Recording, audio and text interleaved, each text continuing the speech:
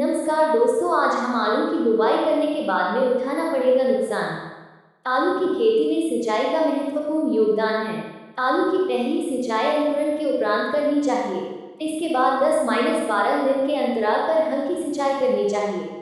आलू की बुवाई करने से पहले पढ़ लें यह जरूरी खबर, नहीं तो बाद में उठाना पड़ेगा नुकसान। आलू की खेती लगभग पूरे भारत में की जाती है। खास तौर पर उत्तर बिहार में किसान आलू की बड़े पैमाने पर खेती करते हैं। ऐसे में अगर उत्तर बिहार के किसान आलू की बुवाई करने की प्लानिंग बना रहे हैं तो उनके लिए यह अच्छी खबर है, क्योंकि बिहार के कृषि विज्ञान केंद्र के सॉयल साइंटिस्ट डॉक्टर आशीष राय ने टीवी 9 हिंदी से खास बातचीत में आलू की खेती के लिए कुछ खास टिप्स बताए हैं। बिहार सहित उत्तर भारत के किसान आलू की बुवाई इस टिप्स से करेंगे तो उन्हें बम्पर उपज मिलेगी और शानदार मुनाफा होगा। खास बात यह है कि इसके लिए किसानों को एक हेक्टेयर में 25 से 30 क्विंटल बीज का उपयोग करना चाहिए। आलू के बीज का चुनाव कैसे करें? आलू की खतें करने से पहले किसानों को आलू की अच्छी किस्मों के बारे में सही जानकारी होना जरूरी है। आलू की कुछ किस्में सबसे अधिक प्रचलन में हैं। इनमें कुफरी चंद्रमुखी, कुफरी अलंकार, कुफरी बहार, कुफरी नवताल जी 2524, कुफरी ज्योति, कुफरी शीतमान, कुफरी बादशाह, कुफरी सिंदूरी, कुफरी देवा, कुफरी लालिमा, कुफरी लवकर, कुफरी संतोष, कुफरी अशोक, कुफरी चिपसोनाई, कुफरी चिपसोना दो, कुफरी गिरिराज और कुफरी आनंद प्रमुख हैं।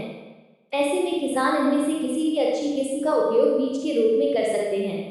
बुवाई की विधि। किसान ज्यादा उपज लेने के लिए पौधों में कम फासला रखते हैं। इससे रोशनी, पानी और पोषक तत्वों के लिए उनमें होड़ बढ़ जाती है। इस वजह से छोटे माप के आलू पैदा होते हैं।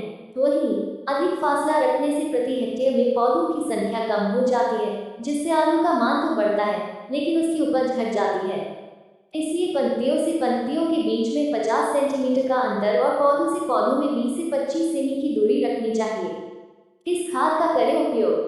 गोबर की सड़ी हुई खाद 50-60 क्विंटल और 20 किलोग्राम नीम की खली को अच्छी तरह से मिलाकर प्रति एकड़ भूमि में समान मात्रा में छिड़काव कर जुताई के बाद बुवाई कर सकते हैं। रासायनिक खाद की दशा में खाद की मात्रा प्रति हेक्टेयर मिट्टी परीक्षण के आधार पर दें। नाइट्रोजन 45-50 किलोग्राम प्रति हेक्टेयर दें। फास्फोरस 45-50 किलोग्राम प्रति हेक्टेयर, पोटेशियम 40 किलोग्राम प्रति हेक्टेयर की दर से दे सकते हैं। गोबर, फास्फोरस तथा पोटाश खादों को खेत की तैयारी में रोपाई से पहले मिट्टी में अच्छी प्रकार मिला दें। नाइट्रोजन की खाद को 2 या 3 भागों में बांटकर रोपाई के क्रमशः 25, 45 तथा 60 दिन बाद प्रयोग कर सकते हैं। नाइट्रोजन की खाद दूसरी बार लगाने के बाद पौधों पर परत की मिट्टी चढ़ाना लाभदायक रहता है। पानी का इंतजाम। बता दें कि आलू की खेती में सिंचाई का महत्वपूर्ण योगदान है। आलू की पहली सिंचाई अंकुरण के उपरांत करनी चाहिए। इसके बाद 10-12 दिन के अंतराल पर हल्की सिंचाई करनी चाहिए। आलू की खुदाई करने के 10-15 दिन पूर्व सिंचाई बंद कर देनी चाहिए। इससे आलू के कंदों का छिलका कठोर हो जाता है। इससे खुदाई करते समय छिलका नहीं चलता और कंदों के भंडारण क्षमता में वृद्धि हो जाती है।